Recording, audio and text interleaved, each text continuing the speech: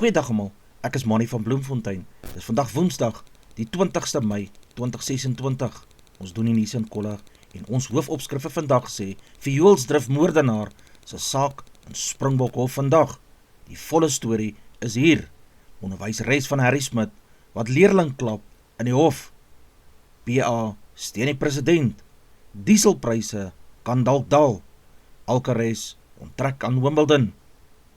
Suid-Afrika gaan nie 'n bod insit vir wêreldbeker rugby nie. Die saak van die Vioolsdrif-boer Japie Claessens word tans met groot belangstelling in die rondgaande Hooggeregshof in Springbok gevolg. Claessens staan reg op 2 aanklagtes van moord nadat 2 mans in November 2023 tydens 'n beweerde skietvoorval op 'n plaas in die Vioolsdrif-omgewing oorlede is.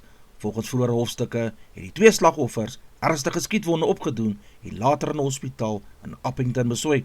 Die staat voer aan dat daar genoeg bewyse is om die beskuldigde aan die skietery te verbind, terwyl die verdediging na verwagting selfverdediging en die omstandighede rondom hierdie voorval gaan bevraagteken.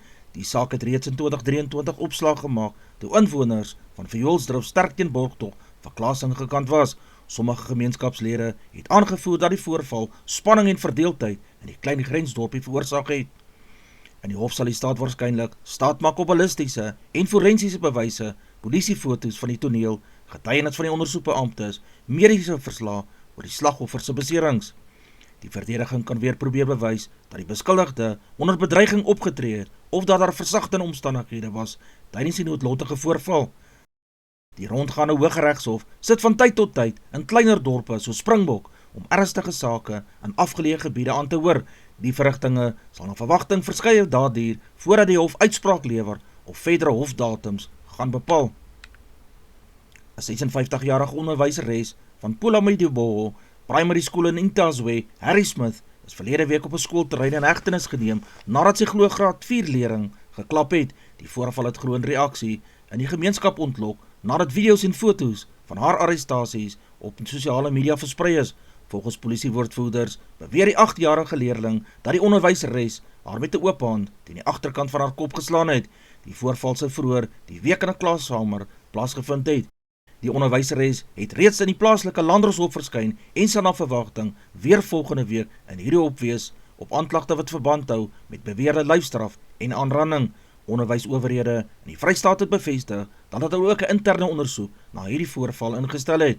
Lyfstraf in skole is sedert 1996 onwettig in Suid-Afrika nadat dit ingevolge die Suid-Afrikaanse skolewet verbied is. Onderwysers wat daarin skuldig bevind word dat hulle leerders slaan of fisies straf, kan dissiplinêr aangekla word en self strafregtelike vervolgings in die gesig staar. 2 mans en 'n vrou het in die Middelburg Landdroshof in Mpumalanga verskyn nadat hulle aangekla is van bedrog en geldwasery wat verband hou met meer as 27 miljoen rand se COVID-19 tersgeld. Die beskuldigdes sluit 'n konstruksiemaatskappy se direkteur, sy vrou en swaar in. Volgens die valk het die groep glo onwettige voordeel getrek uit die tersfondse wat tydens die COVID-19 pandemie ingestel is om werkers finansiëel te kan ondersteun. Ondersoekers beweer die maatskappy het meer as 700 sogenaamde spookwerkers geregistreer om miljoene rande se uitbetalings te kan ontvang. Die ondersoek is deur die valke, die werkloosheidsversekeringsfonds, die UIF, die spesiale ondersoekeenheid, die SIU en die NVG se batebesleggingseenheid gedoen. Owerhede sê die geld is deur verskeie bankrekeninge beweeg en glo gebruik om voertuie, eiendomme en ander bates aan te koop. Die staat voer aan dat sommige ID-nommers wat vir die eise gebruik is, waaraan voormalige werknemers behoort het, terwyl ander mense glo met vals beloftes van werk gewerf is om bedrog moontlik te kan maak. Volgens die huidige internasionale oliepryse en die rand-dollar wisselkoers, lyk dit of daar 'n moontlikheid is dat die dieselpryse in Junie maand kan daal, maar die finale aanpassing is nog onseker. Die hoofrede waarom 'n daling moontlik is, internasionale oliepryse het effens verswak, die rand het oor sekere dae sterker teenoor die dollar vertoon. Die wêreldvraag na brandstof is nie so sterk soos vroeër vanjaar nie. Daar is ook faktore wat die prys weer kan opstoot, konflikte in die olieproduserende streke, skielike verswakking in die rand, verandering in internasionale skeeps en vervoerkostes. Gewoonlik maak die Departement van Minerale en Petroleumbronne die amptelike brandstofaanpassings aan die einde van die maand bekend en die nuwe pryse tree dan op die eerste Woensdag van die nuwe maand in werking. Guyton McKenzie het gesê, sy party gaan nie stem om president Cyril Ramaphosa uit sy pos as president te verwyder nie. Hy sê Suid-Afrika het nou stabiliteit nodig en dat die land nie nog politieke bakleierery benodig nie. Volgens hom gaan die PA nie saam met die oppositiepartye werk om die president uit sy ampt te haal nie. Die saak gaan oor nuwe druk rondom die Phala-Phala ondersoek. Politieke partye wil hê daar moet weer gekyk word na moontlike stappe teen president Ramaphosa, maar die PA het dit nou duidelik gesê, hulle sal dit nie steun nie. Die PA se besluit is belangrik omdat elke party se stem in die parlement 'n groot rol kan speel as al later oor die president gestem gaan word. Vrugteboere in die Weskaap sê elektrisiteit het een van hulle grootste probleme geword. Boere gebruik krag vir belangrike werke soos besproeiing van boorde, koelkamers om vrugte vars te hou, pakstore, verwerking van produkte en vervoer wat verkoeling nodig het. Wanneer daar kragprobleme of hoë elektrisiteitspryse is, kos dit boere baie geld. Sommige boere moet dieselopwekkers gebruik om hulle plaas aan die gang te hou. Die probleem raak ook uitvoere, want vrugte soos appels, pere, druiwe en sitrus moet koud gehou word voordat na ander lande gestuur kan word. As die verkoeling nie reg werk nie, kan die vrugte skade kry en baie groot verliese veroorsaak. Boereorganisasies waarsku dat duur elektrisiteit uiteindelik voedselpryse kan opstoot en druk op werksgeleenthede in landbou kan plaas. Die Withuis het bekend gemaak dat die aantal wit Suid-Afrikaners wat as vlugtelinge na die VSA kan gaan, moontlik tot 17.500 verhoog kan word. Die meeste van hulle is Afrikaners. Die Amerikaanse regering sê hulle glo sommige wit Suid-Afrikaners word benadeel en vervolg, veral boere. Donald Trump het weer gepraat van aanvalle op boere en beweer daar is diskriminasie teen Afrikaners. Die Suid-Afrikaanse regering ontken egter hierdie beweringe en sê daar is nie 'n wit volksmoord in hierdie land nie. President Cyril Ramaphosa en ander leiers het die plan sterk gekritiseer. Volgens die nuwe voorstel wil die FSA die huidige getal van ongeveer 7.000 verhoog na 17.500 teen September 2026. Die finale besluit moet nog deur die Amerikaanse prosesse gaan. Gwedi Mantashe het gesê, Suid-Afrika se brandstofvoorrade is stabiel en daar is tans geen rede vir paniek of groot kommer nie. Hy het verduidelik dat die land genoeg petrol, diesel, parafin en vliegtuigbrandstof het, ondanks spanning in die konflik in die Midde-Ooste wat wêreld oor die pryse grootliks kan beïnvloed. Volgens Mantashe hou die regering die situasie fyn dop en daar is beplande invoere van brandstof wat steeds in die land sal aankom. Hy sê mense moenie paniekbevange raak of brandstof opgaar nie. Hy het ook gesê Suid-Afrika het strategiese brandstofreserwe van ongeveer 8 miljoen vate wat gebruik kan word as daar 'n ernstige krisis sou ontstaan. Die Griekwa se voorbereiding vir die groot finaal teen die Pumas hierdie naweek het nog 'n knou gekry nadat Phumzile Makondwana met 'n besering uitgeskakel is. Hy sluit nou aan by ander spelers wat reeds op die beseringslys is en dit plaas ekstra druk op die span net voor een van hulle belangrikste wedstryde van hierdie seisoen. Die afrigter Pieter Berg sê hy bly egter positief en glo die span het genoeg kwaliteitspelers om die oop plekke vol te staan. Volgens hom was daar goeie diepte in hierdie groep omdat verskeie jong spelers deur die seisoen ook speeltyd gekry het. Dit beteken die plaasvervangers verstaan reeds die span se spelpatrone en weet wat van hulle verwag word. Berg het gesê beserings is deel van rugby, veral teen die einde van 'n lang en harde seisoen. Hy meen die belangrikste is dat die spelers wat nou hulle kansse kry, gereed moet wees om verantwoordelikheid te neem. Hy glo die span se gees bly sterk en dat die spelers steeds baie gemotiveerd is vir hierdie finaal van die SA beker. Die wedstryd teen die Pumas gaan na verwagting baie fisiek wees. Die Pumas speel met baie tempo en druk terwyl die Griekwas bekend is vir hulle harde voorspelerspel en goeie spanwerk. Rugby-ondersteuners verwag daarom 'n taai en opwindende eindstryd. Ondanks die beserings sê Berg die fokus bly om kalm te bly, goed te verdedig en die geleenthede wat opduik te gebruik. Die Griekwas glo steeds hulle het 'n goeie kans om hierdie trofee te wen. Die Suid-Afrikaanse nasionale hokkiespan kry 'n nuwe gesig in die groep in die insluiting van die nuweling Kenton Melville vir die opkomende toernooi by Hartevale Stadion. Die toernooi vind plaas van 11 tot 20 Junie en sal 'n belangrike toets wees vir die span se voorbereiding en kombinasies. Melville word gesien as 'n speler wat die span meer balans en energie kan gee, veral in die middelveld en aanvallende fases. Afrigters glo hy kan vinnig aanpas by internasionale hokkie en ekstra diepte bring in 'n groep wat reeds onder goeie druk staan om goed te kan presteer. Die Suid-Afrikaanse nasionale hokkiespan is in groep B saam met hulle teenstanders soos Frankryk, die VSA en Italië geloot. Dit beteken die groep gaan baie mededingend wees met elke wedstryd wat belangrik gaan wees vir die plek in die volgende rondes. Die afrigtingspan sê die fokus is om sterk beginwedstryde te hê en vinnig ritme te vind, aangesien internasionale toernooie min fout maar gelaat. Vir jong spelers soos Melville is dit ook 'n groot geleentheid om hulle naam op internasionale vlak te vestig en ervaring op te bou. Carlos Alcaraz het hom aan Wimbledon 2026 onttrek weens 'n polsgewrigbesering. Hy het bevestig dat hy nog nie 100% herstel het nie en daarom nie gereed voel om verder te speel nie. Die besering het hom al vir 'n rukkie gekeer en hy het ook reeds vroeër van die Franse Ope by Roland Garros en ander toernooie misgeloop. Die belangrike punte is, die besering is in sy regterpols. Hy het besluit om nie te jaag om vinnig terug te kom nie, om nie die besering erger te maak nie. Hy sal ook nie die grasseisoen speel nie, insluitend Wimbledon en Queens. Kortliks, dis 'n groot verlies vir Wimbledon, want hy was een van die topgunstelinge, maar sy gesondheid kom eerste, het hy gesê. Lloyd Harris speel vandag in Parys sy tweede kwalificeringswedstryd vir die Franse Ope. Hy kom teen die Italianer Andrea Pellegrino te staan. Dit is 'n belangrike wedstryd vir Harris omdat hy nog net 2 rondes weg is van 'n plek in die hooflot van die Roland Garros.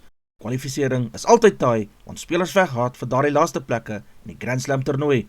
Wat is op die spel? 'n Oorwinning beteken hy gaan nader aan die hooftoernooi wees. 'n Verlies beteken hy val uit die kwalificeringsreeks. Elke wedstryd is baie belangrik, want daar is min foutmarges. Harris is bekend vir sy sterk opslag en aggressiewe spel wat goed kan werk op klei, maar dit hang baie af van sy konsekwentheid in lang ralle. Pellegrino speel weer tipies sterk op klei en sal probeer om die wedstryd te vertraag en Harris in lang punte te druk. Filippo Ganna het die 10de skof van die Giro d'Italia gewen.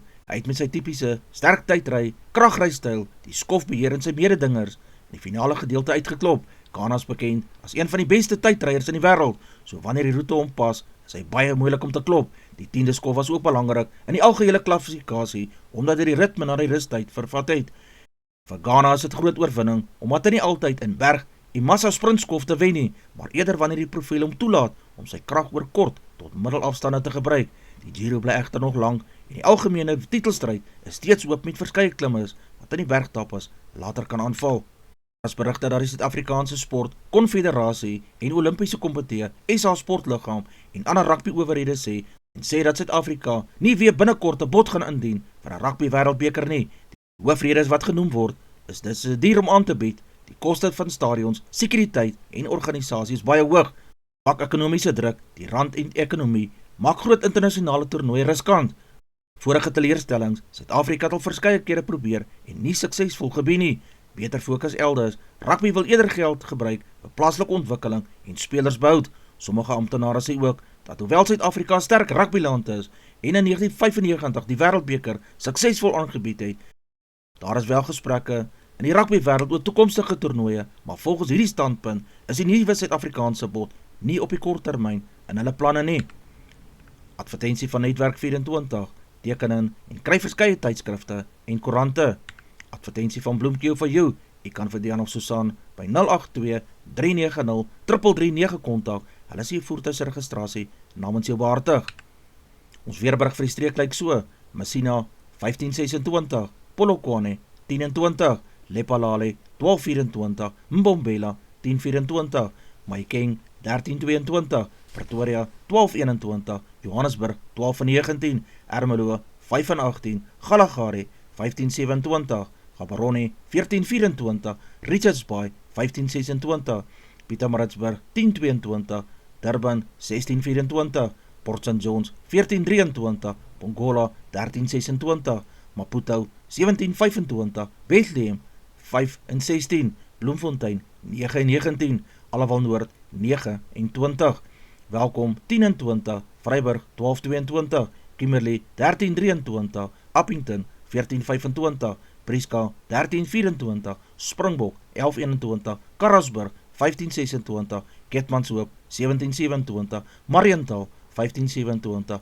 Alexanderbaai 1320, Brandvlei 1424, Loedersbaai 1420, Vredendal 1526, Kaapstad 1621, Sutherland 8 en 11, George 1420, Jeffreys Bay 1520, Geberra 1521, Grafreinet 9 en 18, Kaaphoogillas 15 en 18, De Aar 1220, Multino 6 en 16, Beaufort Wes 11-18, Oos-London 15 en 19, Mabalane 15 en 28 grade Celsius in die middag.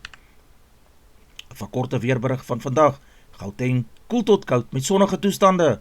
Vrystaat provinsie koud vroegoggend met gedeeltelik bewolkte toestande later. Die Weskaap koel met gedeeltelike bewolking en moontlike ligte reën langs die suidkus. Die Ooskaap bewolk en koel met enkele buie langs die kusgebiede. KwaZulu-Natal warm tot koel met moontlike ligte kusreën later. Limpopo provinsie, warm en meestal sonnig. Mpumalanga, sonnig en koel tot warm. Noordwes provinsie, droog en koel weer met sonnige tye. Die Noord-Kaap provinsie, koud tot koel en meestal droog. Die markaanwysers vir vandag, die rand-dollar verhandel teen R16,68, die pond kos R22,37, 'n euro kos R19,37, die Australiese dollar kos R11,87, 'n yen kos 11 sent, platinum is $1,936 per fyn ons, palladium kos $1,362, goud kos $4,500 per fyn ons, silwer per fyn ons is $74,51, Brent olie per vat is $112,10. Gedagte vir die dag: positiwiteit beteken nie jy ignoreer probleme nie, dit beteken jy glo dat elke nuwe dag nog 'n kans bring om sterker, wyser en beter vorentoe te gaan. Dis al vir vandag. Onthou om te like, deel met jou vriende en jou vriendinne en onthou om te subscribe op my kanaal. 'n Aangename dag word vir almal toegewens.